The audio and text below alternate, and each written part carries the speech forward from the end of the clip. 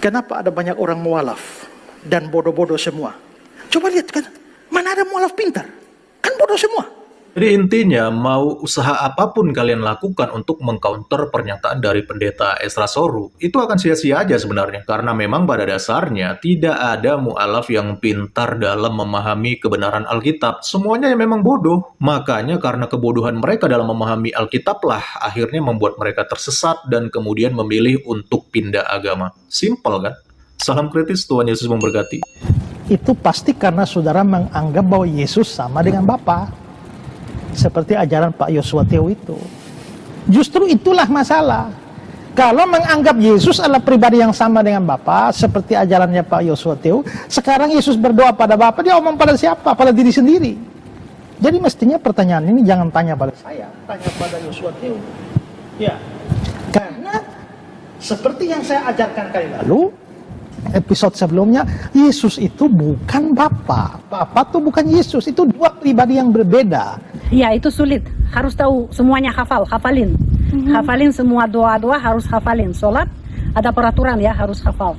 Oke, tapi harus juga ngerti kan apa yang misalnya dihafalin. Ya, tentunya. Kalau hafalin aja, itu tidak berguna. Tidak ada guna. Harus tahu terjemahkannya apa ya, intinya apa, maksudnya apa yang kita bilang waktu kita sholat. Ya, itu harus tahu tentunya. Benar. Dalam bahasa ibu ya, dalam bahasa ibu. Supaya masuk akal. Masuk akal.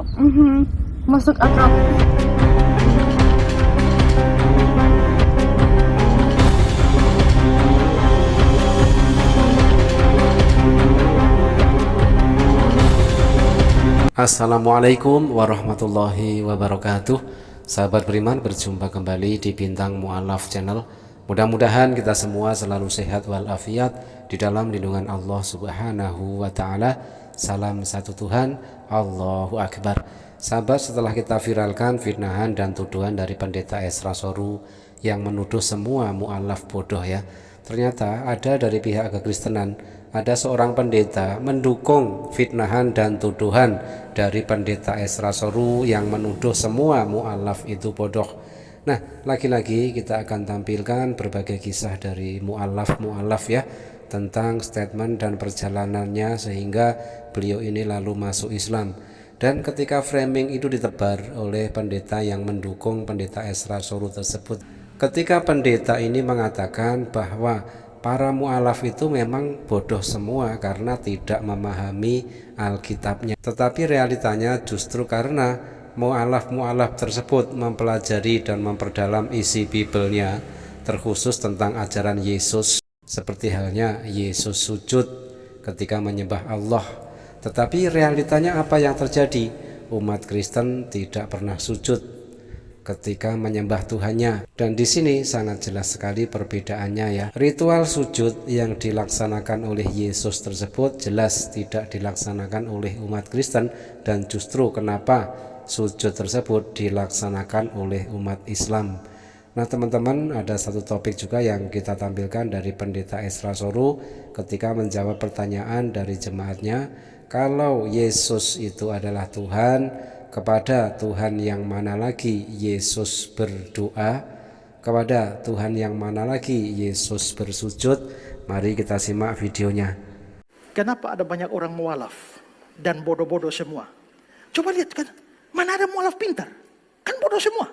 Jadi intinya, mau usaha apapun kalian lakukan untuk mengcounter pernyataan dari pendeta Esra Soru, itu akan sia-sia aja sebenarnya. Karena memang pada dasarnya tidak ada mu'alaf yang pintar dalam memahami kebenaran Alkitab. Semuanya yang memang bodoh. Makanya karena kebodohan mereka dalam memahami Alkitab lah, akhirnya membuat mereka tersesat dan kemudian memilih untuk pindah agama. Simple kan? Salam kritis, Tuhan Yesus memberkati. Salam Pak Pendeta Esra, saya ingin bertanya tentang Trinitas terkait doa Yesus di Taman Getsemani. Matius 26 ayat 39. Maka ia maju sedikit lalu sujud dan berdoa katanya, "Ya Bapakku, jikalau sekiranya mungkin biarlah cawan ini lalu daripadaku. Tetapi janganlah seperti yang ku kehendaki, melainkan seperti yang Engkau kehendaki." Mengapa Yesus berdoa pada dirinya sendiri sementara Yesus adalah Allah itu sendiri? Mohon penjelasannya Pak Pendeta, sekaligus ayat yang menjelaskannya karena saya pernah ditanya orang Islam dan mereka berkata bahwa Yesus ragu bahwa dia adalah Tuhan. Begini, Matius 26 ayat 39 kan dia maju sedikit lalu dia sujud berdoa, katanya, ya Bapakku. Lalu saudara tanya, mengapa Yesus berdoa pada diri sendiri? Pertanyaannya adalah, mengapa saudara anggap bahwa dia berdoa pada diri sendiri? Itu pasti karena saudara menganggap bahwa Yesus sama dengan Bapa, seperti ajaran Pak Yosua Teo itu. Justru itulah masalah. Kalau menganggap Yesus adalah pribadi yang sama dengan Bapa, seperti ajarannya Pak Yosua Teo, sekarang Yesus berdoa pada Bapa, dia omong pada siapa? Pada diri sendiri. Jadi mestinya pertanyaan ini jangan tanya pada saya, tanya pada Yosua Teo.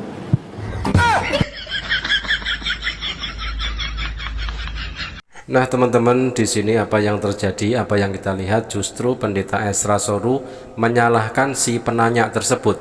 Pendeta Ezra Soru menganggap kalau si penanya itu menganggap bahwa Yesus dan Bapa adalah satu pribadi. Lagian siapa juga kalau seandainya tadi si penanya mengatakan ketika itu dia ditanya oleh orang Islam. Tidak ada orang Islam yang menganggap Yesus dengan Allah atau Yesus dengan Bapa itu adalah satu pribadi. Tidak ada. Jadi anggapan yang salah dari Pendeta Ezra Soru menuduh penanya tersebut mempunyai anggapan yang salah. Nah, di sini kan terlihat jelas sekali ya, siapakah yang bodoh itu ya. Dan kebodohan susulan adalah ketika Pendeta Ezra Soru, kenapa Anda bertanya kepada saya? Seharusnya Anda bertanya kepada Pastor Joshua Tewu. Ketika mendapatkan sebuah pertanyaan dari jemaatnya, selalu saja muter-muter ngeles dan ujungnya bertanya balik. Dan kali ini justru menyalahkan si penanya tersebut. Oke teman-teman, kalau kita umat Islam mengakui bahwa Yesus adalah hamba Allah, Yesus menyembah Allah, Yesus sujud kepada Allah, Yesus berdoa kepada Allah, sangat jelas sekali karena Yesus mempunyai Tuhan, yaitu Allah. Makanya di dalam Matius 26 nomor 39 sangat jelas di situ bukti bahwa Yesus menyembah kepada Allah, yaitu Tuhan yang disembah oleh Yesus, Tuhannya umat Islam juga. Yesus maju sedikit lalu sujud dan berdoa, katanya, ya Bapakku, jikalau sekiranya mungkin, biarlah cawan ini lalu daripadaku, tetapi janganlah seperti yang ku kehendaki, melainkan seperti yang engkau kehendaki.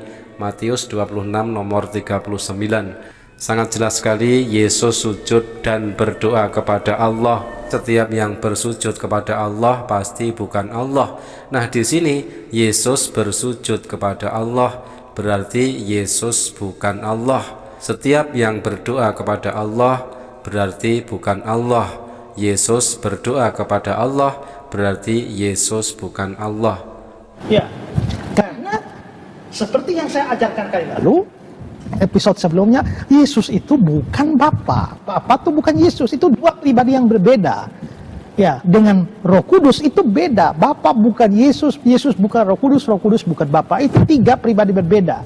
Jadi, waktu Yesus berdoa kepada Bapa, ya bukan berdoa pada diri sendiri, dia berdoa pada pribadi lain, yakni Bapa. Ya.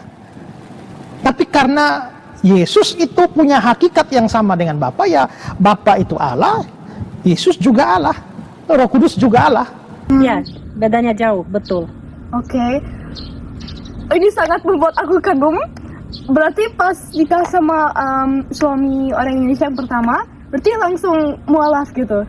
Langsung mualaf, betul. Langsung sebelum menikah, sebelum pernikahan, kira-kira 5 bulan sebelumnya, ya saya belajar agama Islam, membaca Al-Quran, udah terjemahkan ke bahasa Rusia ya. Autornya Krachkovsky, waktu itu saya masih ingat siapa yang penerjemah yang Al-Quran itu. Saya belajar agama Islam, belajar Al-Quran, udah habis itu 5 bulan lagi, ya kita menikah. Wah, tapi suaminya bantu untuk belajar agama Islamnya gitu? Ya, kadang-kadang saya tanya apa yang saya kurang paham ya dalam penjelasannya ya suami saya jelasin hadis ya. Ini harus mengerti bagaimana caranya mengerti ya, karena tidak gampang semuanya langsung mengerti di Al-Quran, tidak gampang ya. Harus belajar hadis dulu, karena itu ya dia bantu, tentunya bantu. Berarti memutuskannya dari Ibu Violeta aja, bukan suaminya paksa atau apa gitu? No, nggak mungkin orang paksa orang Rusia, nggak mungkin orang bisa paksa perempuan Rusia, karena perempuan Rusia terlalu kuat dan terlalu mandiri, tidak boleh paksa. Semuanya harus dengan hati baik ya. Semuanya kalau saya mau ya saya bisa, kalau nggak mau orang tidak bisa paksa saya. Tidak bisa. Tapi kalau misalnya kan masuk agama Islam, gimana tuh kayak pertama kali sholat misalnya jam berapa ya, jam 5 atau apa?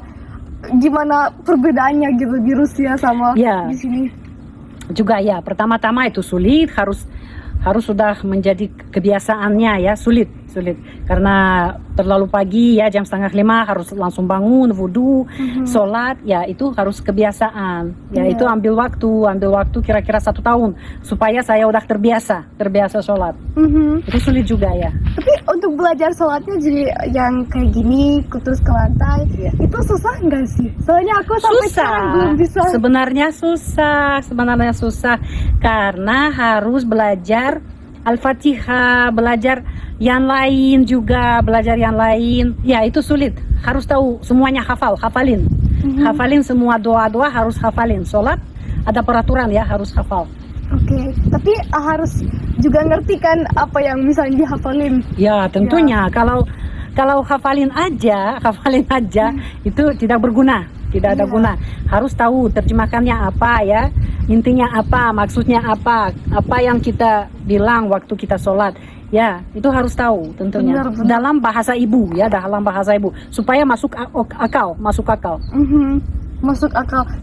Kisah mu'alaf dari seorang bule Rusia masuk Islam. Dengan masuk Islam berarti mu'alaf tersebut telah menjadi pengikut Yesus yang setia. Karena apa? Mu'alaf tersebut mengamalkan apa yang Yesus ajarkan.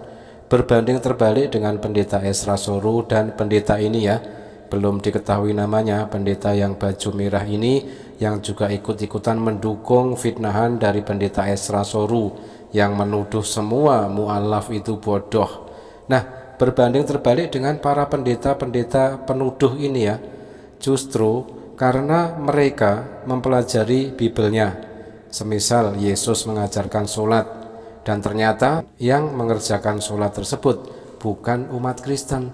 Karena apa? Selama ini kita mengetahui bahwa tata cara peribadatan umat Kristen di gereja pada hari Minggu, mereka tidak ada yang sujud seperti Yesus. Mereka nyanyi-nyanyi, mereka jingkrak-jingkrak dan berjoget-joget. Nah, terbukti di sini tuduhan dari para pendeta ini justru berbalik kepada mereka sendiri dan berbalik kepada umat Kristen pada umumnya. Jadi pendeta yang berbaju merah ini tidak terima ketika statement fitnahan dari Esra Soru yang menuduh semua mu'alaf bodoh lalu dijawab oleh channel-channel muslim seperti di channel ini ya, yang selalu menunjukkan bahwa ternyata justru mu'alaf lebih cerdas daripada pendeta-pendeta tersebut. Karena apa? Menjadi pengikut Yesus yang setia memang harus masuk Islam. Satu bukti, Yesus sujud, Yesus berdoa ketika menyembah kepada Tuhannya, dan tata cara peribadatan itu ternyata yang mengamalkan adalah umat Islam, bukan umat Kristen, bukan kedua pendeta ini. Jadi sangat jelas terbukti di sini tuduhan mereka berbalik kepada mereka sendiri. Terima kasih sahabat, mudah-mudahan bermanfaat. Jazakumullah khairan kasiran. Wassalamualaikum warahmatullahi wabarakatuh.